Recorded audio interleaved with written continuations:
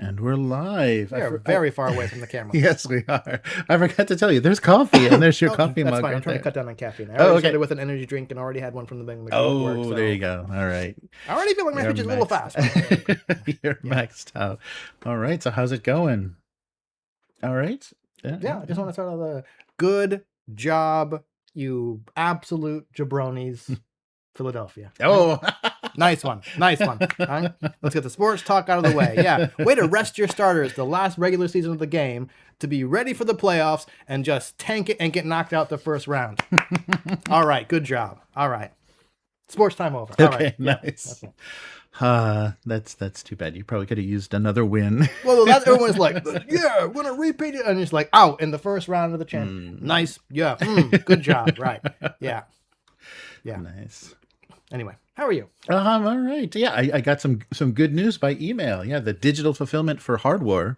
So Modifius is publishing the new version of Hardware, and the STL files are out. So that's 6mm or small-ish millimeter. Yeah, I forget the exact exact scale. There's too many games now. It's not.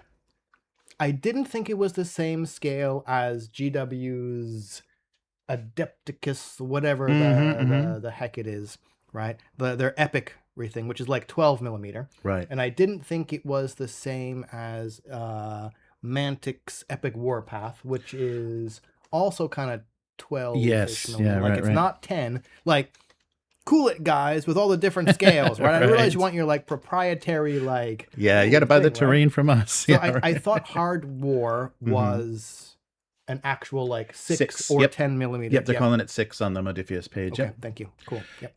Yeah. So we'll see. So I'll just get all of that printed, and then we can decide who we want to play and what we want to do. Cool. Yeah, there's a ton of terrain and stuff. Yeah, it looks good. It looks like they did. And of course, this is the year I decided to upscale to 32mm.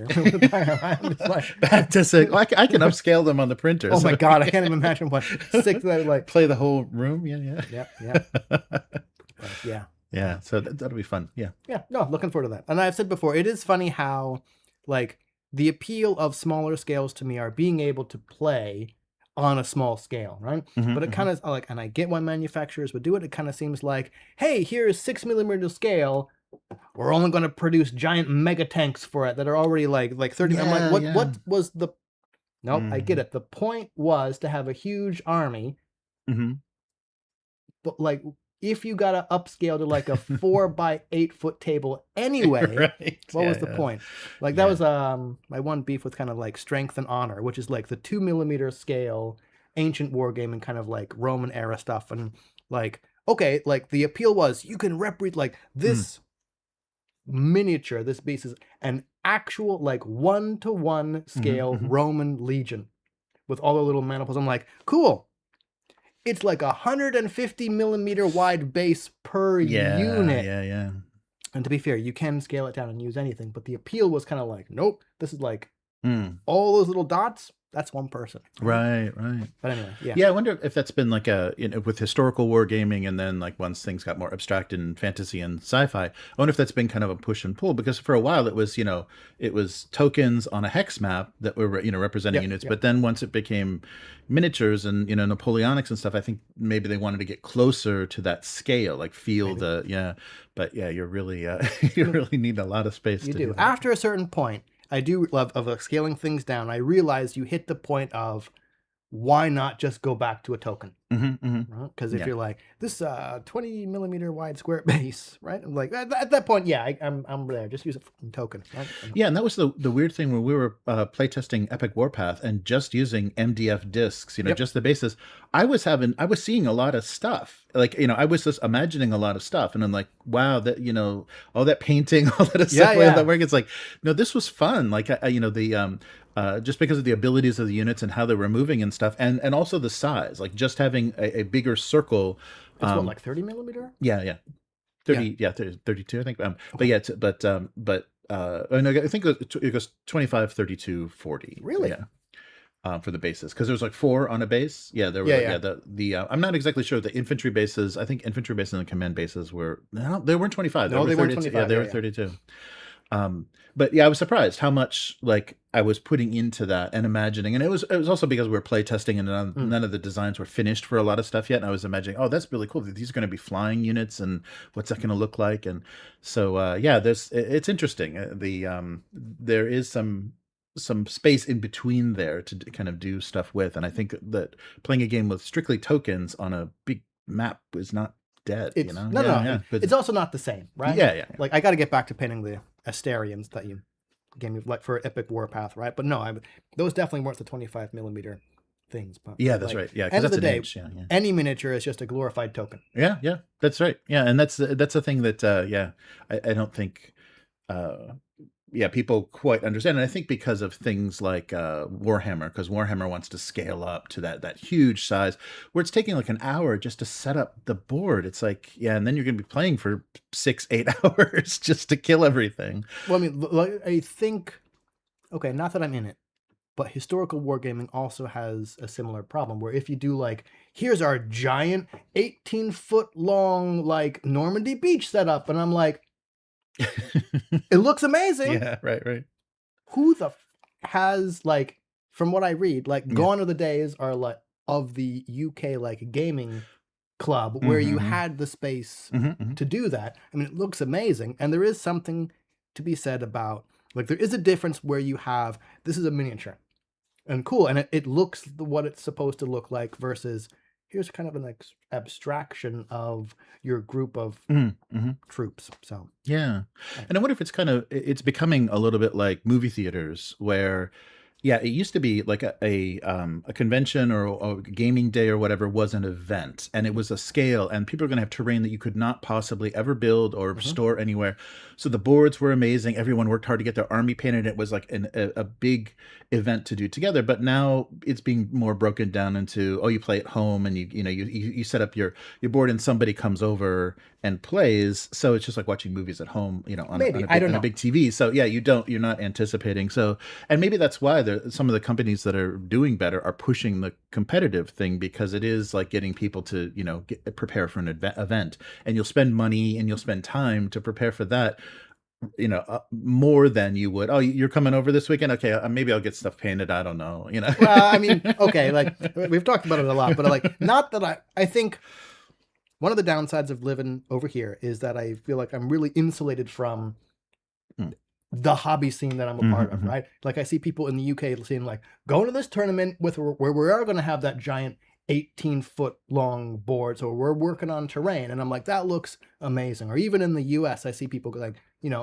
are you going to be at Adepticon or whatever? Right, yes, right. We're prepping those boards, right? And again, they look amazing. Where I'm like, we're over here. Right. We're just 4x4, yay. Yeah, 4x4, yay. We're going into this house. Right? Yeah, I don't know. So I don't think that's dead. But I wonder when that 2025 Wargaming survey results are going to come out. Oh, because that's always informative to read. But I do wonder how much of the hobby now is conventions or at organized tournaments where they have the space versus kind of home games. Yeah. And also though, as the hobbyists, the players age, they're going to have houses and they're going to have big rooms. And are they? Well, okay. Are they? Okay, well, not in America. Sorry. You said no politics. Sorry. All right. Yeah. I mean, that's true. Ideally, hypothetically, they could. Hypothetically. But then they also have hypothetical kids. Oh, that's true. Right? That's true. Yeah. That room that you have earmarked for like the war games room. Nope, that's your kids' room, right? Why is there My Little Pony everywhere? Yeah. Again, like, cool. Make yourself a My Little Pony war game, right? Right. Yes. Double duty. I bought these for my kids, but I'm going to use them anyway, right? Yeah. All right. Nice. All right, let's get started for this week. So I'm all set. Good to see everybody in the chat. Kalarian and Arturo. My glasses aren't good enough to see the chat that's all the way across the room. So. Yeah. And Matt. Oh, that's right. Yeah, it's not a full screen. It used to be much closer. Sorry about that. Yeah. All right, but let's get going for this week. All right. Welcome to the Weekly. I'm Jeremy. I'm Chris. And this week on the Weekly, D&D Workbooks. My weird fascination with the Penguin Random House releases. Arcalink One, a piece of technology for your tabletop role-playing games. Okay, that was a statement. Yeah, yes. Lancer hits over 50K, almost 60K. Right, okay. And we'll tell you how we know that. And Games Workshop releases a statement on AI. I saw that. Yes, so we'll talk a little bit about that. And some things they will always use AI for, and that usually involves their copyrights and trademarks, but we'll talk about that. All right, so let's get started. So, yeah, last week the romantasy novel that was officially licensed D&D book, that was like, oh, that's weird. And I'm wondering if seeing these books, I mean, these are projects that have to be, they're published by Penguin Random House. Okay. They're not done through Wizards of the Coast directly. So Penguin Random House, we assume, is paying some kind of royalty or licensing fee to use the D&D. Well, I don't think they're doing. No, these are just officially. I think they're just going through another channel. I think they're just like like you would do like the comic books. There's a direct to retail, and then there's a mass market version that goes into grocery stores and bookstores when those were still a thing. I think these are just projects that they've decided, there's no digital component. It's not going to work in their D&D Beyond ecosystem. So they're releasing them for, people that are going to be playing the game as game aids or supplemental materials, like the comics and stuff. Like Wizards doesn't produce the comic books or anything, or even the books directly. So they're like a publishing arm now. But it's strange. It's strange what they're producing through, and I wonder if this is a test to maybe shift all of their physical, like they'll keep digital stuff in-house and they'll ship physically, only through Penguin Random House. So then they don't. But it's funny because Random House was the reason for the kind of death of TSR, because they made that wonky deal where they got paid up front, like Random House would give them a big chunk of money up front, and then there's and there'll never be returns, so you won't have to ever pay this money back. And then, once D&D dropped in popularity, all these books started coming back because they were just not very good quality. And TSR had just had to eat all of that money in returns. But anyhow, two new exciting Random House D&D workbooks. So they're calling them workbooks, and what they're calling them work. Workbooks. Yes, I heard yes. orc. Orc. Okay, well, I wish clever. if they're orc books, I'm totally into it. Yeah. Workbooks. Yes. So workbooks. So your epic D&D adventures start here. So there's two versions: a player version and a Dungeon Master's version. Of course. And essentially, it's a I guess it's a character building workbook. Like if you want to create a character and you don't want to do it like through D&D Beyond, you want to do it around a table, you've got this, and it's a hardcover. That's the thing that I'm having trouble understanding, like who this is for. A hardcover workbook. So it's not going to lay very flat, and you're going to be writing in a hardcover book. Kind of reminds me of like a hardcover sketchbook. You go, that looks amazing. Yeah. Never want to use it, right? Oh, those pages are hot. Yeah. So basically, choose your class, subclass, origin of your character, craft your unique backstory and personality, get to know your party, plan responses to story scenarios, envision your characters. Plan responses to story scenarios in the GM's. No, this is the player's book. Yeah, so they're going to give you. Yeah, they're giving you. It's a bunch of tools. So the way that they're it's an official companion, and this is to the revised version, the revised expanded 2024 version. Okay. So a workbook with helpful resources for embracing the core rules, and it covers all of that stuff. Yeah, plan your responses to story scenarios, envision your character's advancement, and more. So I guess they're kind of saying, personal opinion. Whenever an ad copy says and more, it means they've run out of fucking ideas, right? There's nothing else. Like, we've told you everything. We just want to make it seem like there's more. There's probably more. You could probably make something up more.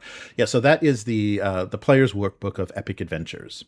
The Dungeon Master's workbook of Worldbuilding lets you do the Dungeon Master version of that. So create an exciting campaign, setting for your players, practice improvisations and role-playing as a DM, craft tantalizing rewards and intriguing magic items, weave compelling story hooks with over 25 scenarios, learn the basics of map making, and more.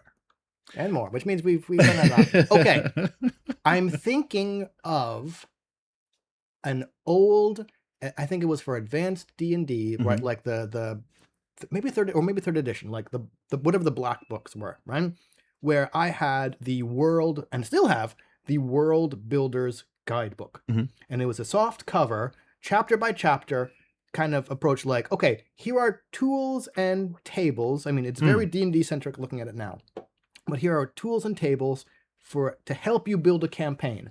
And if you went kind of the chapters in order, it was the macroscopic zoom in. Like the first one, here's tables for generating a world. Next one, here's tables for generating like continents. Next one, here's tables for generating regions, right? And if you worked down, you eventually ended up with a little campaign area. Or they said, you can go the opposite route. Start in the back and do your campaign area, and then we'll show you how to build out. And it's really useful. Like, I mean, it's very D&D centric now, but like it was useful. It even went to like, here's random tables to roll on for like cosmology, because you got to think about deities and stuff, right? So I am not adverse to the idea of a workbook, provided it gives you useful tools, right? Like the Dungeon Master Guidebook on the surface sounds like, okay, this stuff sounds useful for running a game, right? Sure, there are books to learn to improv better, right? And all this stuff, right? I kind of balked a little bit at the players one where it's like, plan your responses to, I'm like, yeah. Okay, but like you can think about, okay, here's what's going on in game. Here's what my character would probably do, right? Like, I'm not adverse to like those, maybe like, like writing exercises about like, okay, imagine this situation from your characters, and like that would be great tools to help people get into character. And also seeing a thread on a thread on Blue Sky about someone who introduced a group of tweens, 12 and 13-year-olds, to D&D, and how flipping confusing and useless and convoluted the book is when you're actually trying to teach someone who is brand new to the hobby. So, again, if this is an actual workbook of, here's how to do this, here's how to do that, here's how to do that, it sounds like it would be a decent idea. Yeah. Why has it got to be hardback though? Yeah. And I think they're pricing it, it's $26 for a hardcover. I don't know how many pages that is. It's probably not that many. Here's where I would actually want to know how many pages. $26. Yeah, book. It's still a ways away. May 5th, 2026. Okay. So yeah, we got a little ways before it comes out. They didn't talk about page count, but yeah, and I think the intent is, kind of like those player character folios and stuff. You're supposed to ruin it. You're supposed to fill it out with one character and then get another one if you need to do it again. So I think that's the intent, and which is kind of odd. I would hope that there is useful stuff, because if you're going to have to carry another, you've got the hardcover player's handbook and you've got this to haul around with you. I don't know if it's, I don't know what they're thinking. And I hope that there was a lot of, I hope this was done directly with designers and not like a separate team or whatever putting something like this together, because this has to be very connected to that rule set, what's different, and how to like look at different things, and maybe even like simplifications of, this is what you need to think about when you're doing this or choosing this subclass or whatever. I'm surprised. I'm really surprised by this. This is an interesting thing, but like you said, it may be, and it may be a good thing for new players to get some explanation that is laid out better and kind of step by step, as opposed to the player's handbook. They're advertising it for both new players and to enrich experienced players' experiences. But I could see the GM's one being hardback. Because if it provides like exercises and information and kind of notes, then you wouldn't necessarily need to write in that book, right? I'm thinking about like the World Builder's Handbook or the Dungeon Builder's Handbook, which wasn't as good in my opinion. Like it was tables and information and stuff, but like it provided you with a whole bunch of like map sheets that you were supposed to write on, but you weren't actually supposed to write in the book, right? Yeah, so I wonder, because there wasn't a reveal of any of the interior pages, just the covers were displayed on the Random House site. Right. And so I wonder, if you're writing in the book or if it's separate sheets, because it would be maybe more useful as separate sheets, but then you would only be buying one. Yeah. But I mean, like if they did the player's version where it's like softback with paper that you're meant to write on and priced, I don't know, maybe less steeply, then I could see buying multiples. Right? Yeah. No, if it was closer to like $12 or whatever, but a $26 hardcover, that's a lot to invest in. Once you've already bought a $40 book just to play. Yeah. But people aren't even doing that anymore. They're just getting on a free account on D&D Beyond. So, but this is a move. I don't mind that this is a movement in the analog and encouraging people at the table with paper and pencil instead of like sitting on their phones with some stupid app. And as you said, maybe this is WotC or Hasbro saying, let's see if we can use Penguin Random House to do our analog stuff. Right. And just kind of, push the risk and everything and the marketing or whatever over to them. And and then they can just focus on the digital, which may be a thing we will see. Speaking of digital, Oh, no. Yikes. CES, the Consumer Electronics Show for this year, has already happened in January, as it always does early on. And there was a very weird booth with an entry that got a rave review. The website, a rave review by someone who got paid to give them a rave review? Probably, yeah. They're just somebody that stumbled across this and just wrote this, like, what? I mean, they did say, not quite sure, because things like pricing weren't firmly established. Okay. So that's gonna change their opinion probably. But two products that are going to be released by a company, and I think they're calling themselves Arcalink. Okay. But Arcane Link is their website. The Arcalink One and the Arca Studio. Okay. So transport yourself into this digital management world of your characters. So one of them, the first one, the Arcalink One, is a very tiny, maybe 2x3 inch display handheld device, kind of like a pack of cigarettes size, a little bit bigger than that. Yeah. Okay. And it's got magnetic interchangeable faceplates on it. And on this display is your character. Okay. And so they're trying to figure out how to, you need to buy, so a lot of people buy miniatures, they have maps, they have dice. So these are, and maybe even dice towers. These are physical things that you buy for role playing. So they're trying to figure out how to put an electronic device that's not your phone into this space. So this is a Tamagotchi. Yeah, kind of. It's just it's a depiction of your character. It has voice. You can respond to your voice. It has, I think, Wi-Fi and Bluetooth and all sorts of things. So it'll make sounds, and you can say fireball, and there'll be a little animation of you casting a fireball, or there'll be a fireball animation. So I'm not exactly. It's like kind of like a digital trading card of your character, because it doesn't do anything. There's not like stats, or you're not doing anything. It's just a thing. And actually, you can see it here. It's just it's covered up by. Yeah, it's okay, but you can see it. Yeah, this is what we're talking about. So it looks about the size of a playing. Yeah, maybe like a playing card. Or a smartphone, right? Oh, right. Okay. Yes, yeah. So I figured this out. I can pop this up. Yeah. So voice-driven animation. Okay. Yes. So let me pop this up real quick. Yeah, this is the thing we're looking at. So, boom. Yeah. So it's hard to see here, but let me pop this up. So yeah, this is the actual device itself. Wow, so it can look like a portal. It can look like a some kind of rune tablet or something. All right. And yes, so this Arcalink One is like a 2x3 inch fantasy decorations. Have some different looks, and it's basically just to show your player's avatar. There's animations for popular spells triggered by voice command, and it says it's helping you to engage in theater of the mind, but that seems to kind of be taking it out of your mind and putting it in a little display. You can swap out, the decorations, the faceplates, and it's and accessorize it with digital versions of your heroes. You can upload JPEGs or MP4s, and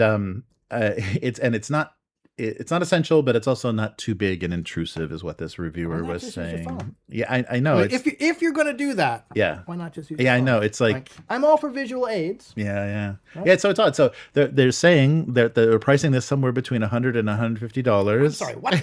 Yes. Jesus. So Arcalink founders Li Xing Liu said that, that's what they're kind of planning. Over $100 seems a little silly for an optional device, but there's another thing that's coming, and that is included in the $100 price. No, a separate device, separate payment is before we finish with the Arcalink One, a select group of supporters can start backing this in March or April, and there's going to be a full Kickstarter crowdfunding campaign coming up in June, so you can get kind of early, early support of this. But the second thing they're releasing is the Arca Studio. Yep. So this is for the game master, but also for the whole session itself. You can scan recordings of your game sessions, create word clouds of commonly used phrases, so that people play these games in very different ways, I suppose.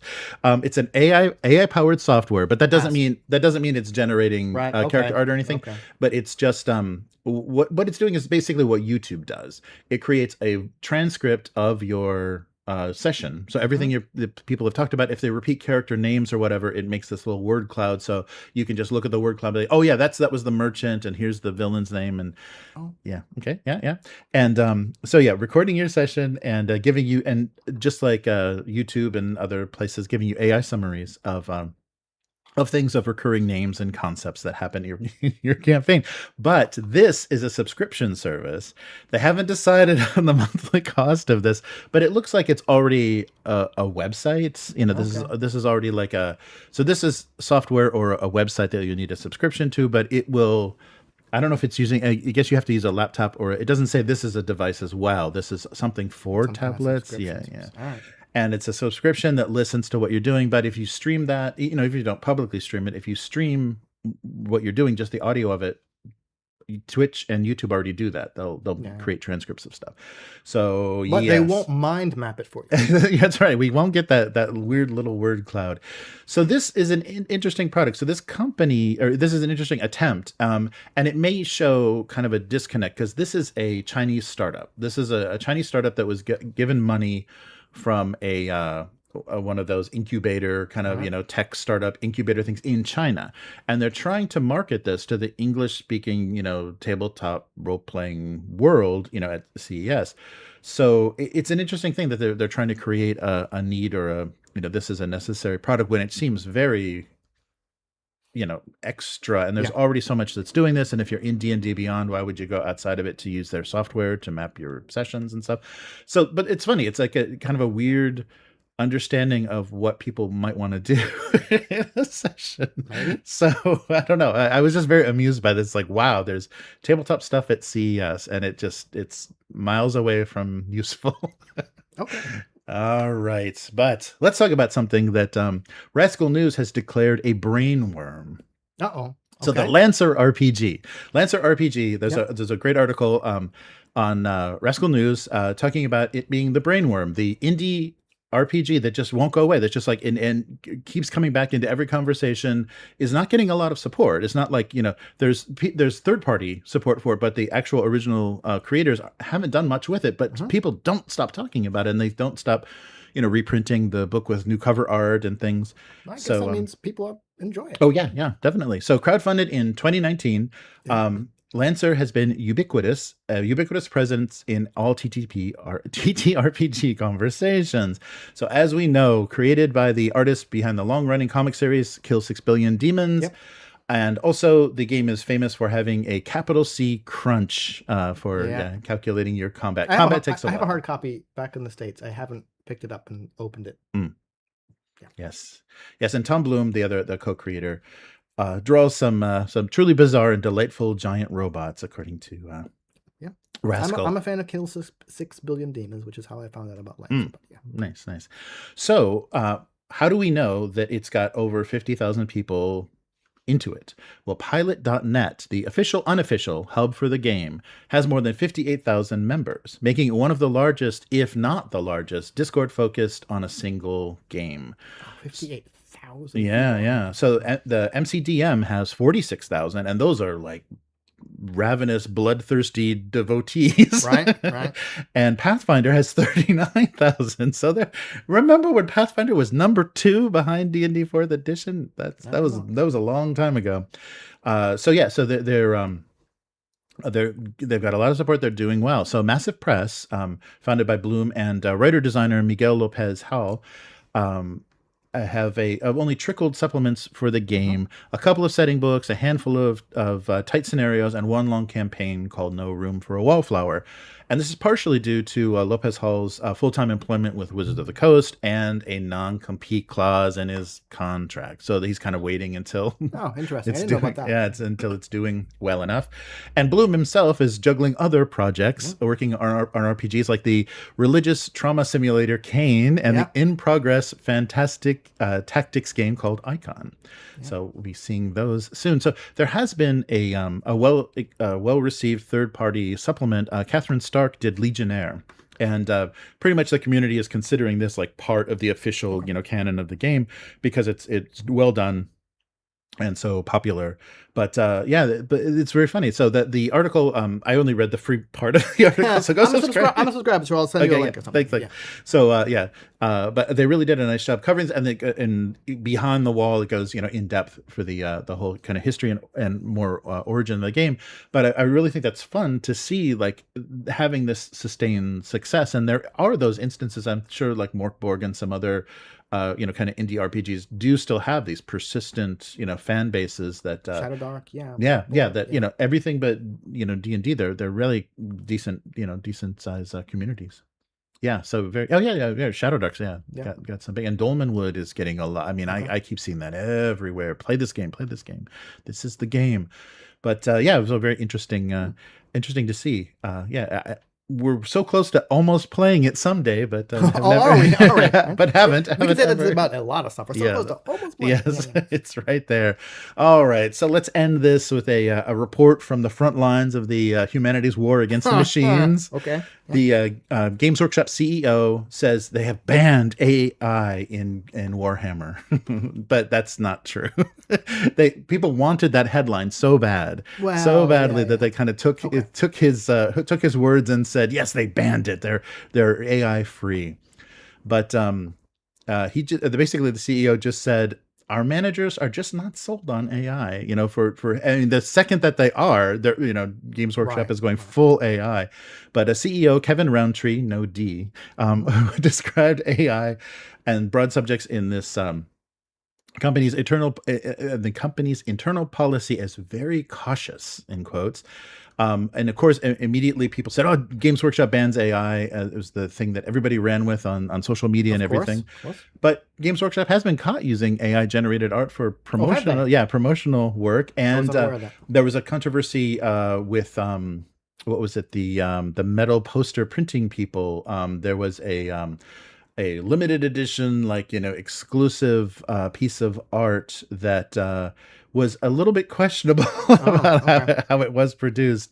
So they've dabbled in it somewhere. Yeah, the limited edition Fulgrim on Displate. Yeah, the I think a Polish-based printing company. So Luton, a big Warhammer YouTuber, publicly described it as looking AI-ish, as one was concerned, and so he wanted some clarity on if that was actually. So they've had some red flags, but officially they have said no AI generated stuff will be in the core creative pipeline. I love that core speak. Creative pipeline, but an ancillary creative pipeline, yes, right, or the core creative fire hose, or any of the other pipelines. Yeah. So AI might show up, unintentionally, accidentally, we don't know, in their marketing workflows, their publishing workflows, their external vendors and partners. So, they're people have also said with some of the Red Gobbo promotional art for their little Christmas stuff, it's like it looked very click here's a goblin, make it look like Santa. So there's been a little bit of controversy, but Games Workshop is 100%, 110% all in on using AI to take down eBay sellers, to take down digital artists that use the word Space Marine in a entry on their My Mini Factory or Patreon.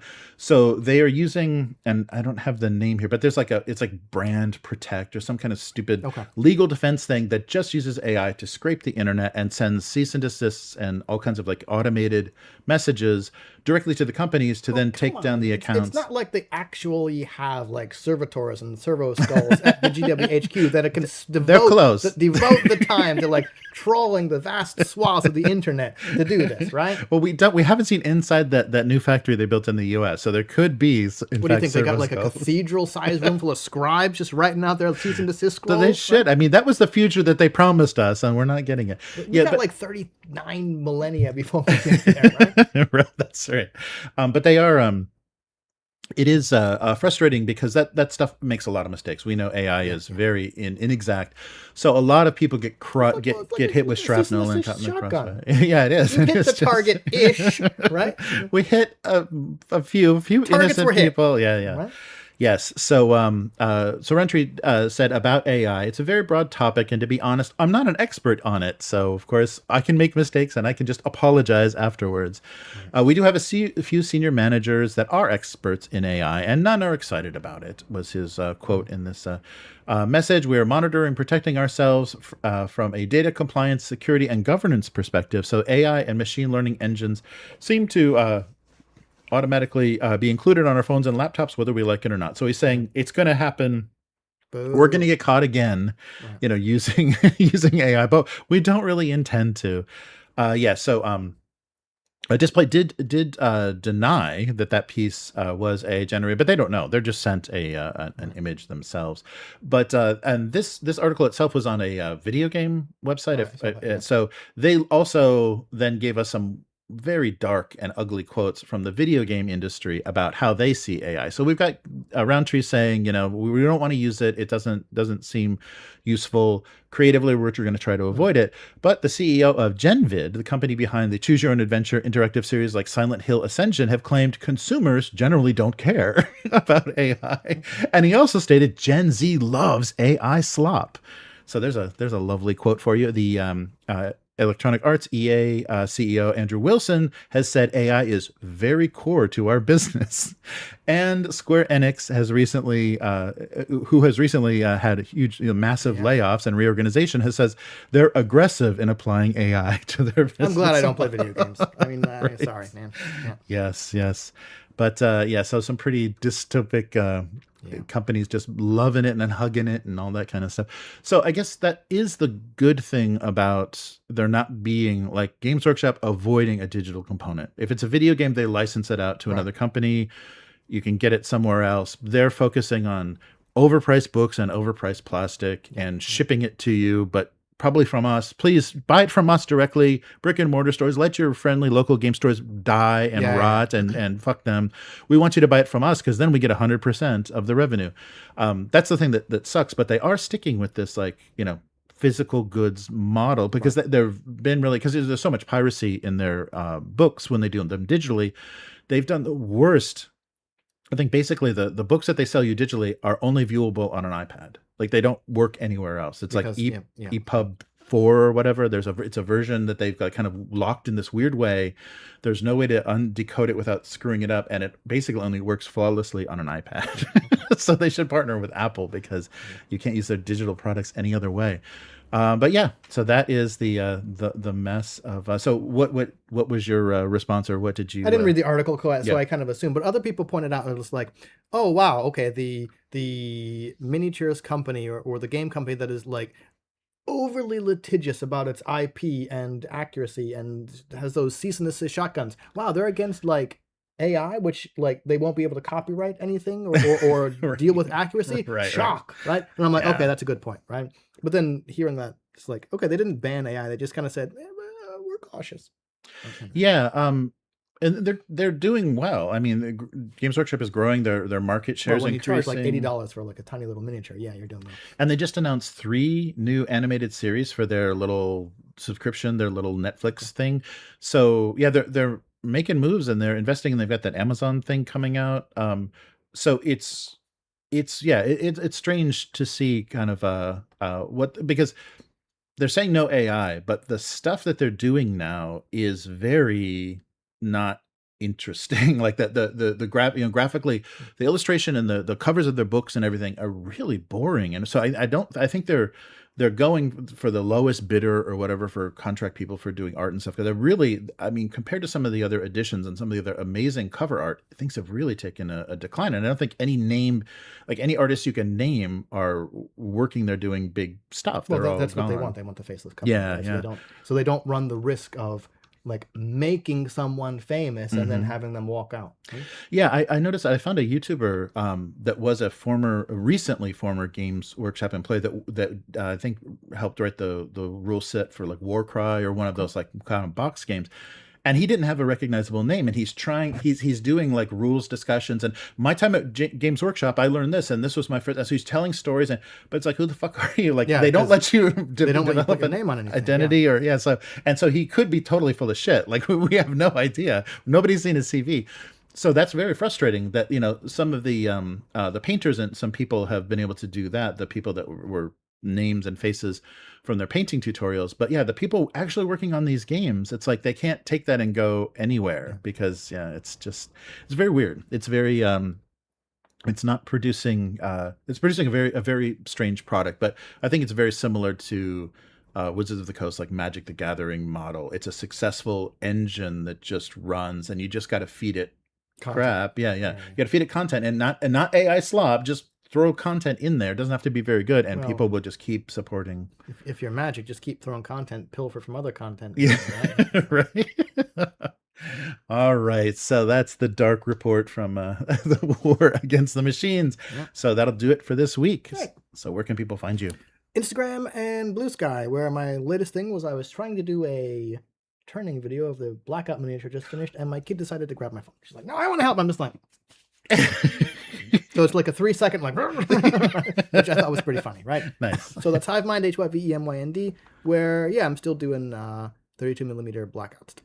So, nice, which we will play sometime soon. All right, and do some unboxing. Yes, take a look. I keep looking and going like, do I need to do an unboxing? Because I kind of want to start painting. I'm just like, nope. Okay, let's hold it for the unboxing. Right? Just but come over just sometime after work, and we'll get it on the ping pong table and knock it out. All right. How about you? So I do a single panel gag cartoon called Abuse, or it's Abuse Cartoons on YouTube and Twitch. You can read the cartoon on Go Comics, so gocomics.com/domestic abuse, and also check out rcharvey.com, a really good archive of the writings of R.C. Harvey, who was a historian that worked on cartooning and comics history. But if you like what we're doing here on the weekly, consider becoming a weekling. The strongest of all supporters. Yeah, you can do that at patreon.com/upturnedtable. Let us know what you'd like to see more of on the show. Some more input, some more feedback from War Against the Machine. Yes, more reports on AI usage. And so just let us know at the weekling tier, and there's other tiers for letting us know what else you're supporting on the channel. I think we're going to do, Matt might be out tomorrow, but I think we're going to continue the Old School Essentials, the Palace of the Silver Princess, and keep at that. That's been fun. It's really hard to kind of get my mindset back into that after playing a lot of more modern games. You got to be mean. You got to just not mean enough to screw you guys. You're all dead. I can't do that very well, but that's the aesthetic. So upturntable.com is the website, and then on all social media, upturntable. So we'll do the actual play tomorrow. Take a look at previous stuff that we did with that. I've got a Trudvang novel that I might start doing chapters of, as well as there's a few more pieces of the short fiction. So those will probably be in the members and patron side of things, because YouTube just kind of ignores them. So I'm just like, okay. So take a look at those. So thanks everybody for joining us. We will do this again next week. Later, mortals. Goodbye. Oh, which one is it?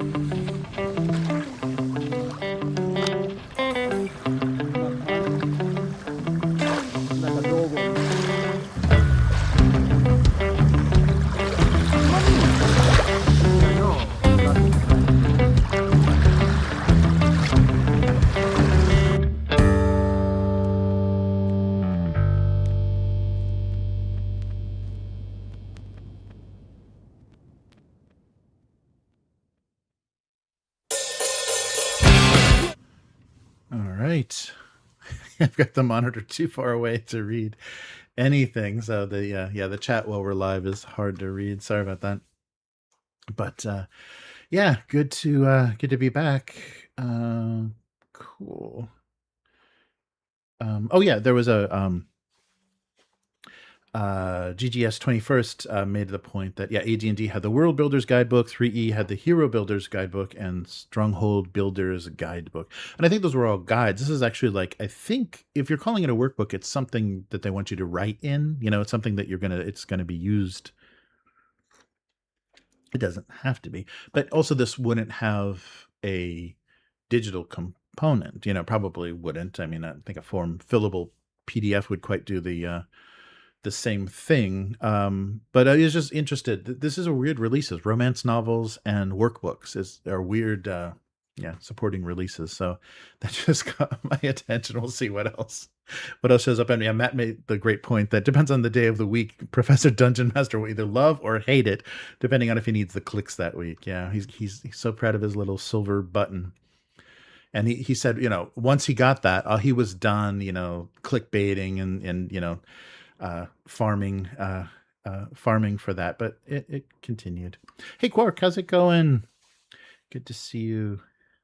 And I'm not sure. So Matt, let us know if how you're doing for tomorrow, and we'll run things, and hopefully Terrence will be we'll do a little character creation and figure out. I had such a good plan for last week to get Terrence in there with the rats and the butchery room, whatever that's called, the little slaughter space. Nice. But very good. Oh, you guys are talking about Arc Raiders. Oh man, that game has gotten way too popular. Yeah, early days I thought they made some mistakes or something with like turning a lot of players off, but it seems like the player base is out of control. Nice. Yeah, I saw was it Daniel, one of the YouTubers, one of the kind of nuisance YouTubers, was in there. It looks pretty hellish. Like being attacked by these robots looks pretty terrible. Okay. Oh no. Yeah. I gotcha, Matt. Yeah, definitely take it easy and feel better. Everybody's getting stuff recently. Oh boy. But yeah, so that will be good. Yeah, getting sorry. I don't know how it's getting back in the algorithm or whatever, but that little background video I did for the Misty Veil setting for the Dragon Lord campaign for Dragonbane is getting some more traction again. So maybe what I was thinking might be a good thing to do, just as kind of play aids. Each one of the adventures has an introduction, and it's stuff that you can either learn from, talking to people at, taverns or in town, or it's some stuff that's commonly known. So maybe do these like short, like 5-minute videos that are the setup for each of those adventure sites or those locations in that campaign. That might be a fun way to, everybody can just watch that before they start the session. So they're all in the same place, because they go through that pretty well. Yeah. But I just speaking of video games and MMO stuff, someone was going on. It's the 15th anniversary of DC Online, DC Universe Online or whatever. And it's like, oh my, I didn't even know that was like still around, or that was a thing. Everything else has died, any other superhero stuff. But back in the day, City of Heroes was one of those things. I think I was paying like $45 a month with subscriptions between like World of Warcraft, City of Heroes, and whatever, there would be like a third thing I would rotate in, like Star Wars Galaxies or one of those things, and everything was $15 a month back in the day. But there was always something that I wasn't playing enough that I would have a subscription to. But also that was when my teenage daughter was into MMOs pretty hard. So um, I downloaded that just to see what that was looking like, and that has really big City of Heroes vibes. The way that they did it, it looks terrible, because it's like a 15-year-old game. But there's something about that like superhero MMOs are pretty awesome, pretty great. I think I would enjoy it more if they took the DC out of it. Like it doesn't need to be DC. It's like having, Superman or Wonder Woman give you a mission is like not very exciting. But that style of MMO, it just felt very nostalgic, and I can't believe they're still supporting it. Like they're just now like doing another release for it. It's like Final Fantasy 14. It's like getting crazy. It's still getting crazy support for for what it is. And I can't imagine the player base is very big at all. And it's one of those free to play that's got, a lot of options and stuff just locked behind either a cash shop or a subscription. But yeah, that made me really want to play superhero RPGs. It kind of gave me good ideas on how to like pace stuff. And MMOs are very it's a kill 5 of these and collect 5 of these or whatever, but some of the ideas in their story made sense, like how to connect adventures in one location and stuff. It was kind of inspirational like that. But yeah, we'll see how it goes. But yeah, we're gonna have I don't know if it's coming this year. It might be towards the end. So I just got a few weeks ago and did the unboxing for the Household 2. So the next one on their kind of list of fulfillment would be the Outgun Superheroes. So that could be showing up. Yeah, that's that's crazy. Two little mice. Oh, very cool. Yeah, Quirk saying kids are into Roblox. Yeah, I would think that's a bit less. I can't believe how my daughter can still, at the age she is now, which I'm not going to tell you because everybody's so old, but she can still like just like focus on an MMO. I can't devote that kind of time. And it was, I think they kind of know that, because even though this the DC Universe thing felt old school, it mostly looked old school. They tried to lighten the grind as much as possible, because early like 90s, like late 90s MMOs were such a grind. They just expected you to like, spend every hour you weren't working or going to school playing those games. And, getting hooked up with a guild or, some kind of group that just kept demanding your, attention for raids and stuff.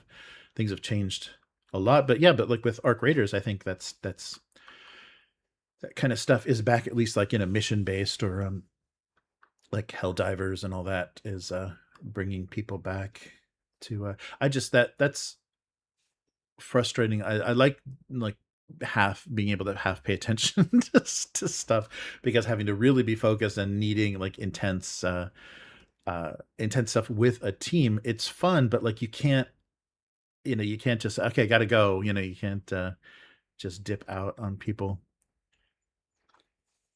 Once games really started to do that, I was like, that's not great. A lot of the online components for stuff, you have to be you have to join a mission and do stuff. I think I really liked how they handled that with Vermintide and the other Warhammer games. Fat Shark, I think, the company, where they'll just you can start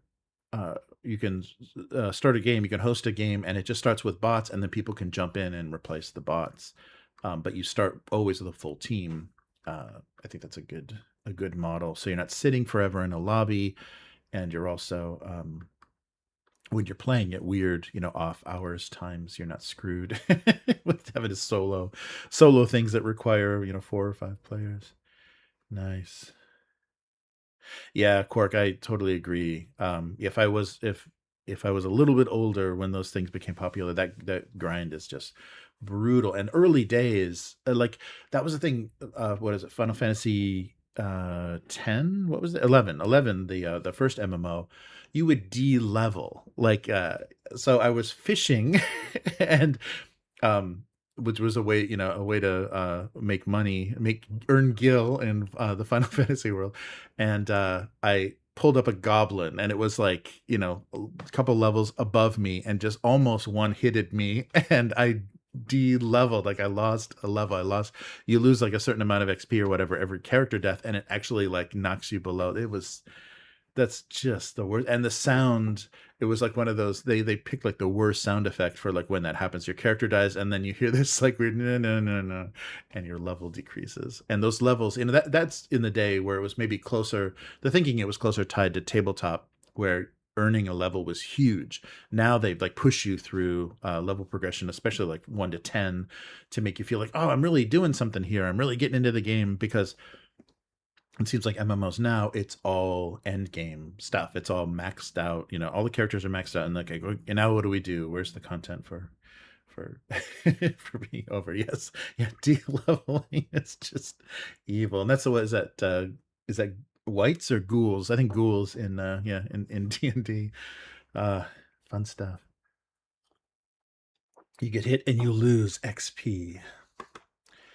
But yeah, I was glad to see hardware made it. So I'm in the process of getting all that stuff downloaded from my mini factory, and it looks good. So it'll be fun to get that all printed out and see what that looks like. There's so much. Yeah, there's a lot of terrain. They did a good job with supporting it with terrain. We can do pretty cool looking boards. I mean, it's all teeny tiny, but it looks good. And the book, yeah, I think we have the digital book might already be here, or there's a free preview rule set, like a quick start. But hopefully the full rule release will be out soon enough. I may have an email for that I just missed, but yeah, that was a good thing to see things getting finished. But yeah, I'm not holding my breath. Trench Crusade. I don't know if I'm ever going to see this book. Rest of the World deliveries are still ongoing. So yeah, the book shipment is ongoing. So we'll see. Destinations outside of Australia, still not received any news on your book by the end of the week. Reach out. Oh, okay. So hopefully most of that stuff. And already they said though that so people have been slamming Trench Crusade pretty hard because of the quality of the miniatures that were received. And the other big thing that people said was the book. It was supposed to be like a perfect 1.0 full release, ready to go, and it's already got errata and FAQs and stuff. There's already rules changes, so the book is already not. And I think that's just the age we're living in. It's like, just print lore books and leave the rule books to be like a digital living document. But it just takes so long to get something printed, and if the game is still being played, you're like, oh shit, that's broken. We gotta change that wording or whatever. And then the physical book is already, out of it's already useless. I think that was the thing that was so ridiculous for 10th edition. I think we're getting 11th edition of 40K this summer. Great. But 10th edition, before they even got the rule books like physically fulfilled from the pre-order, they were unusable. There was already so many mistakes in the rules that it was an unplayable rule set. It's like, good job, guys. But people bought it. Yeah, so that's cool. I can't wait to see how that stuff prints. Got to get it warmed up in here. It's definitely too cold for printing right now. That's the thing. This time period, I got to get my spray booth going, because this is that time where you want to warm things up and do some stuff inside, because like priming models and 3D printing sucks in the winter. You gotta warm things up. So this is no fun. But at least it's not frozen. I think we're supposed to. So we're supposed to get a very wet, which means snowy February here. So that'll be interesting, I guess. Oh yeah. So the thing that I can show you guys, the thing that I worked out is I just popped up a little display. So this TV that's behind me, I've got that Arc whatever website. So here's their website. And this is just so odd, and it just seems like maybe it's just like a rich kid or whatever playing CEO. So Arcalink, I think, was the original company's name, and they changed it to Arcalink. But here's that thing. So the Arcalink one. So enter your email if you want to be notified. But yeah, this is the little like pack of cigarettes with a MP3 of your character on it. I don't know. Like if they're not going to generate assets, I don't exactly know what you need this for, because you could display a JPEG on your phone, but it wouldn't have voice command to shoot fireballs. Yeah, that's silly.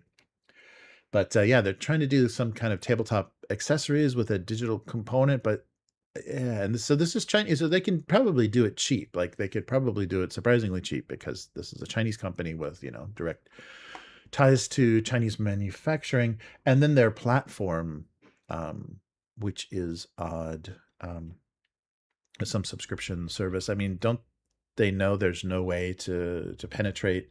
I mean, this looks very D&D focused as well. And the surprising thing that they mentioned in that review was it had a couple of these faces that you can see. I can't put my hand on it. Some of the faces in that center image where it looks like a stone tablet or some kind of like magical portal.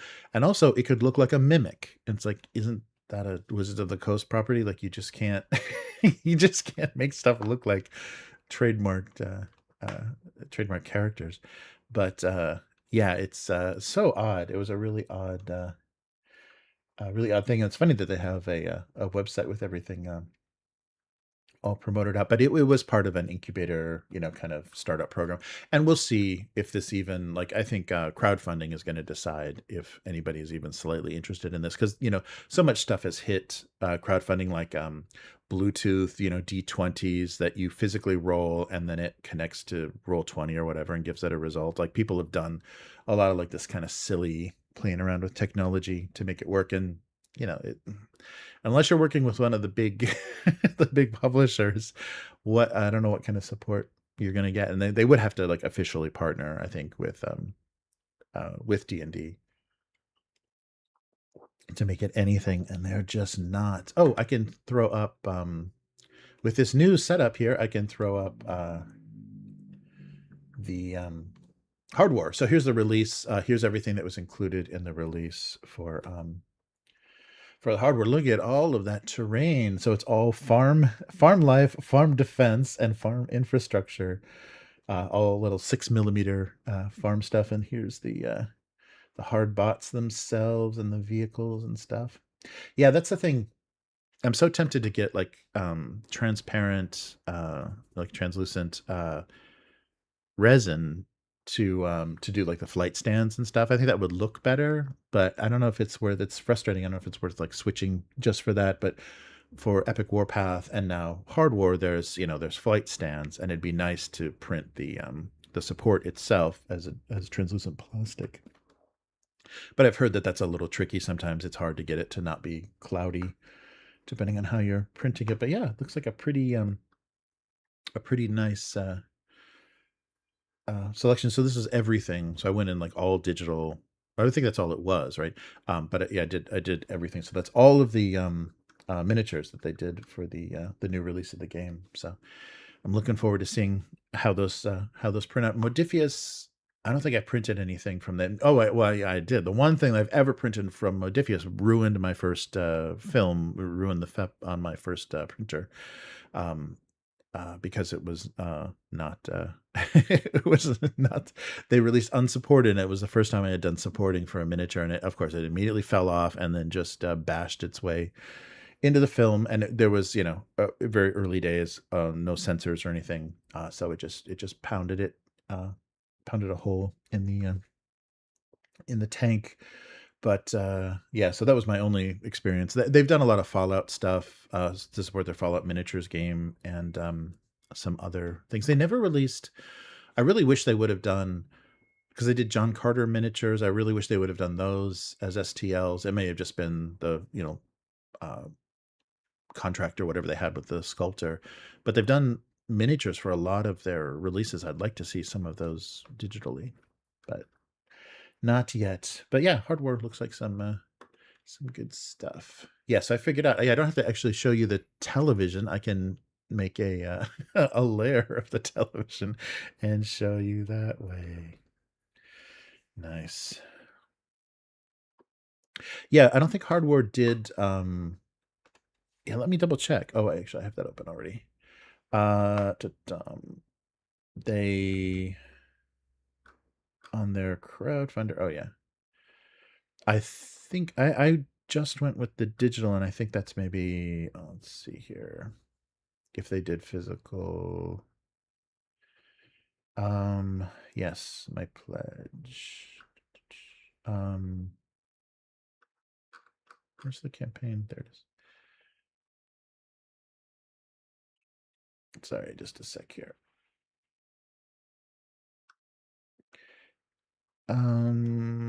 Did they do physical? Yeah, they've got all the painted stuff. I hate that they don't show stuff. Yeah, and I ordered a set of the tokens in the physical book, so I hope that's coming. Talking about, where are they talking about fulfillment in? Oh, that's right. That was in August of last year, so that's pretty fast. They got the digital fulfillment pretty good. I believe that is everything. Yeah, they did do physical. Wow. But all in for physical was $540. Oh my God. Gah, that's crazy. Yeah, all in for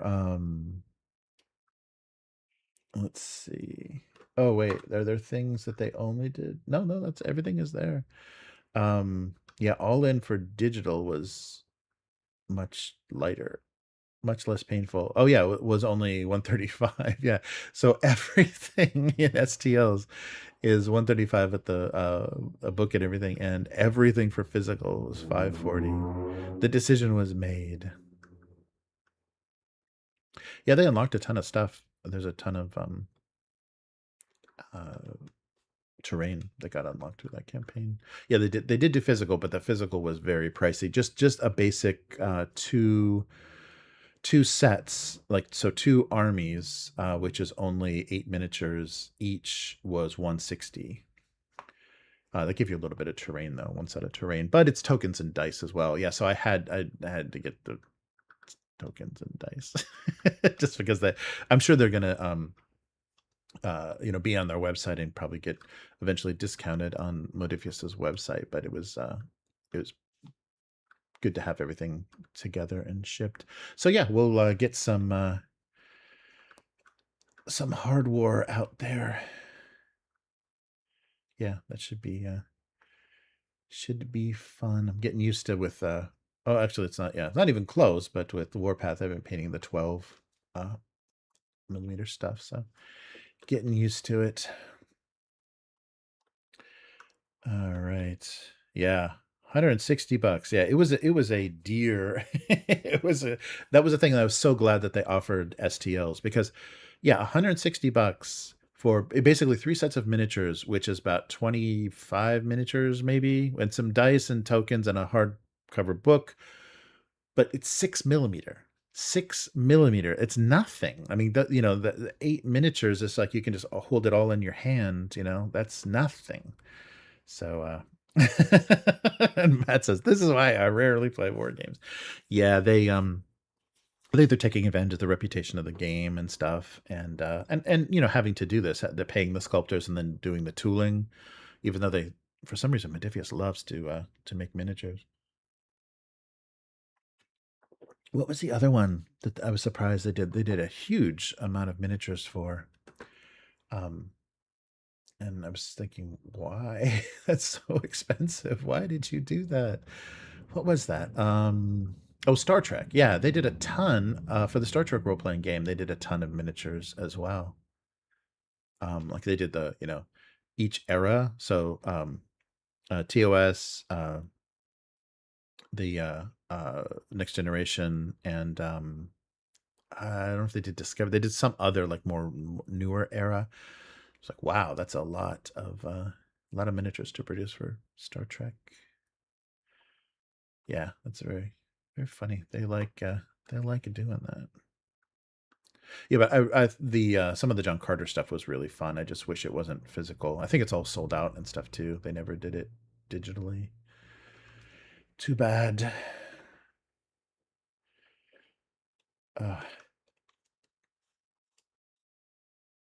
Yeah, yeah, yeah. They did a bunch. The funny thing is, there's not a lot of generic. There's mostly iconic. It's like the TNG crew, the TOS crew, and you're like, okay, yeah. It's like I'm not gonna play Kirk. I guess I can play a Kirk like. It's weird, but and I think that it feels like their miniatures are made for collectors. Like it's people that want to kind of go all in on everything, and that might be like Chris Birch's like thinking to want to go all in on this stuff because they did Mutant Chronicles miniatures, and it was just the kind of iconic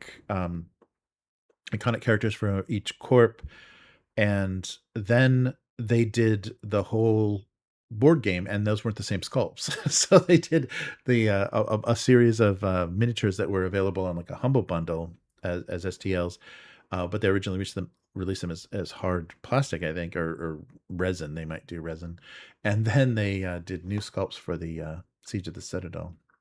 So yeah, it was crazy amount of miniatures. But the Star Trek ones were great. I wish they would do STLs of those. Those are really, and I don't know. I haven't been paying close attention, so maybe they have. The one thing that they're doing well with Fallout is they're releasing a lot of STLs for the Fallout terrain and stuff. So for their Fallout skirmish game, you can probably do really great boards because they have so much. Like they have the iconic, was it the Red Rocket drive-in, and they've got like all kinds of big terrain locations and stuff.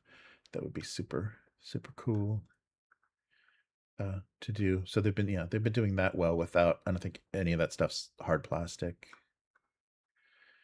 But yeah, we'll see. I can't believe there's still like full price. Like some of the John Carter and stuff is still full price on the website. It goes down like when there's ever clearance sales and stuff. It goes down to almost nothing, like $2 or $3 in price. But yeah, they still got a lot of full price stuff on there. But oh yeah, I should be scrolling through this on stream so you can actually see what I'm talking about. Yeah, so interesting. Oh yeah, there we go. Okay, wait. I can do a whole miniatures thing. Okay, now I'll put it on the thing for everybody here. Yeah, there's the surprising amount of miniatures that Modifius does. So what do we look at? Yeah, Fragged Empire. That's right. They have miniatures for Fragged Empire. Look at all this. Of course, yeah, the Octoon Cthulhu, one of their like original IP stuff. Oh, that's it. That's all on the website. That's it for RPG stuff. Oh, so all the Star Trek stuff is gone, and the John Carter stuff is gone. You can't even get that anymore. And this is. Oh wait, let me maybe change the location. Where are we? Let's try US. Does that change what's available? Wow, yeah, they've taken a lot of stuff. Or maybe I have to switch the location because I think they have it's like a .net and a .com. Take me somewhere else. Yeah, I forget. There's like a they break up their stores strangely. I don't know if they've changed that. I think they may have because sometimes, oh, and they've got the paranoia. Yeah, that's weird. So I guess they've got the paranoia game as well. So war games. Yeah, so that this will be more of their miniatures. Yeah, their Elder Scrolls and remember Paranoia. They did a Paranoia skirmish game. Yeah, tons of yeah, these are actually kits. These aren't digital. Elder Scrolls. Tons of Elder Scrolls and Fallout. They've got a big old Bethesda license. Yeah, that's crazy. I wonder why they want to be a miniatures company. That's like the hardest thing, but there's eventually after all this Elder Scrolls, there's like 11 pages of this stuff. We'll get to the Paranoia. Those miniatures were pretty pricey too. And all that stuff is still on pre-order. Wow, yeah, they're clones from Alpha Complex. The Paranoia skirmish game is not out yet. Still coming soon. That's crazy. But yeah, I haven't heard anything. I don't know anybody playing either Fallout, Wasteland Warfare, or their Elder Scrolls game. They sure did do a lot of stuff for it. Oh, I had an idea. I was looking, and because McCullough does such, miniatures agnostic kind of open world stuff, I was thinking about re-theming Rangers of Shadow Dark to Trudvang, because I've got so many Trudvang miniatures, and I think a lot of them will line up pretty well with the creature types to play through a Rangers of Shadow Deep, but theme it Trudvang, because I've got the miniatures and I can come up with terrain and stuff, and I think it's only a 30 by 30, so it's played pretty small, but that might be really fun because I wanted to do that, but just playing it as generic or kind of like doing my own world building, I don't know how, if I could do that interestingly enough on stream.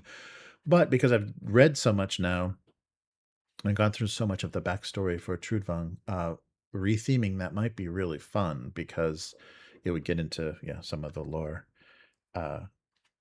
that we've already gone through, and I've got a ton of miniatures, a ton of monsters, everything for that board game, which is not the best board game. So let's try to turn lemons into lemonade. Try to turn a lemon board game into lemonade, and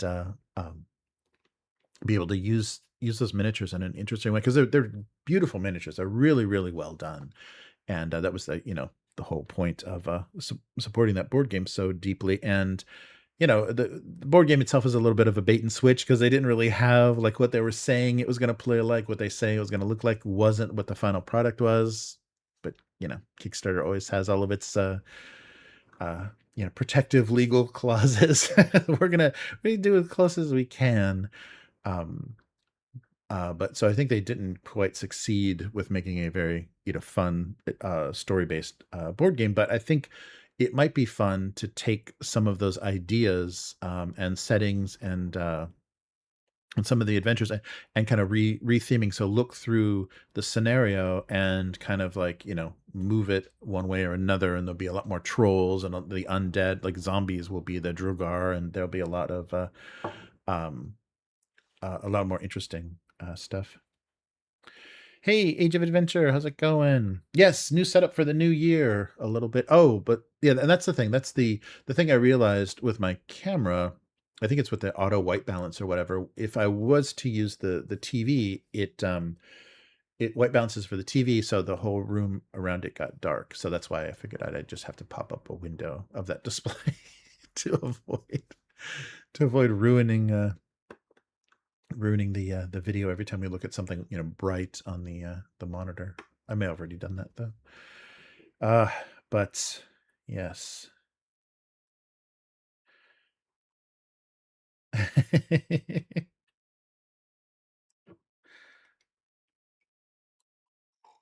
Mm, mm, mm. Oh yeah, I saw that, their favorite episodes. Yeah, Deep Space Nine. I think that auto played when I was waking up this morning. Nice. Yeah, it's funny they keep going back. I think that was Mike's original love, and I think that was the first thing they did on the channel was their the Star Trek movie. review. Like Plinkett did Star Trek movie reviews, and I think that was the first thing they ever did on the internet, not on YouTube. And then they keep going back to Star Trek and having trivia trivia quiz shows and stuff. That's funny. All right, but yeah, so I want to go through that book, and also there might be, because they've done a lot of supporting campaigns, and maybe take a look at the other campaigns, like get PDFs of the supporting campaigns, and see if there's one that fits Trudvang better than the others. Because I have giant spiders, and all the Trudvang did a good job of doing the kind of classic RPG monsters, but instead of orcs and goblins, it's everything is trolls. So I'll probably just if it's an orc or a goblin, it's just going to be a trollkin of some kind. Yeah, that's right. Yeah, Mike and and and the quiz master, the host of the show, is always has no idea. Jay has no Star Trek knowledge at all. It's really funny how they got together just with their love of movies, but they don't share the same pop culture. So that's always makes the half in the bag fun. Is Jay is more art house and twisted crap, and Mike will just be like, "Oh, Aquaman was pretty good." Yeah, very funny. Yeah, that's good stuff. I can't believe they've been doing that for as long as they have, and like slowly built it up, and I think they're making bank on their Patreon, because their Patreon tiers are crazy expensive. It'd be fun to see behind the scenes and stuff, but not for like $10 or $15 a month. That's a lot to just maybe once every few months watch a video of them building a prop, or them ordering a gremlin. Unboxing a gremlin. But yeah, we'll see. We'll see what we get up to. But yeah, that was so disappointing. How the board game is fun. It was fun to play through the story of the board game. I was interested in the story, but yeah, the mechanics of that were just not enjoyable. And it would be fun to do something that worked well. And I know because it is basically Frostgrave, so the D20 Frostgrave system works really well for skirmish, and that would be fun to play on camera, and watch my little group get massacred. But yeah, and even the types of characters and things I think would work well, because they have magic and both magic and melee characters in Rangers, in Shadow Deep, so that might be fun. But yeah, I just want to keep doing Trudvang content. I'm enjoying it. It's not insanely popular, but it's really fun. I'm really enjoying it. I like that. That's what I like with the Mutant Chronicles stuff, is a deep dive into one setting, and really enjoying everything that was was done with it. Yeah, that's something I'll have to spring that one of the times when schedules aren't lining up or whatever, and I've just got a couple of players, and I got to spring some Mutant Chronicles, the 3rd edition on the actual play guys, the Discord. That would be fun. Yeah, because especially I like what they did with the. I think it gets a pretty wacky, but I like what they did with Luna City and the beginning stuff. Oh, and we've also got the Luna City Blues, the kind of detective. I forget what the system is, but it's like it's a very different system to do like investigations on Luna. That would be good. But that specifically, there's been some updates, I think, on their Facebook group, but that should be coming this year, some version of it. So I think the last thing they talked about is getting artists lined up to finish up stuff. So I think they're getting close. Oh, yeah, and that's the designer of Cthulhu, Mikhail, who was having trouble kind of doing there's a Japanese version of it and a Swedish version of it, but having trouble doing the English version of it because the companies that he's worked with are close with Chaosium, and he can't really release a Chaosium competing game with the same setting. But yeah, that should be soon. All right. So what else? I think we're good. Well, yeah. So so we'll do tomorrow. Hopefully, we'll have a new player, and Matt can take some rest, and we'll continue exploring that palace. And I think it might work well. And then that means that then the Padre can't die. Because he'll be playing if I'm controlling him, or I guess the other players will be controlling. We'll have to play him very conservatively. I'll try to make sure that they don't put him on the front lines. Yeah, but we shouldn't kill a player. Shouldn't kill a character when a player's not there. But this non-healing cleric, though, I don't know if we need him around. He doesn't say he's not turning any undead. I don't know what his deal is. He's just dividing the loot is all he's doing. He's just keeping it going. Oh yes. I think it's coming soon. Yeah. I think the physical book. Thank you, Matt. Yeah, Space 1999. I saw an ad for it. The guys that license the property. Yeah, no, it's in stock now. Oh yeah. So the full that's not bad. The full yeah, maybe I'll pick up the PDF of the rulebook, because I already have, some stuff we can use to get started. What I really want, I wish there was a digital version. I don't think there is, but there was a book done in the 80s that was all like the schematics and all of the tech, all of the probably production designs and stuff, and then they did blueprints and stuff like they did with Star Wars, of all of the the eagles and everything, the moon base, and everything for Space 1999. That would be really fun to have for the RPG, but I don't think there's a digital version. I think it's only a physical book. But yeah, they did like a manual, like an operations manual kind of thing for it. But yeah, we got to get back to Space 1999. That is fun as hell too. Back to our Roll20 roots, or 2D20 roots. Oh yeah, but probably playing it in Roll20. Ugh, yikes. All right, well, we'll call it here for this week, and yeah, hopefully this window will work. Sorry, it does cover the chat. Still working on the perfect layout here. But yeah, some other furniture may help, like some lower tables may help to organize things a little bit more.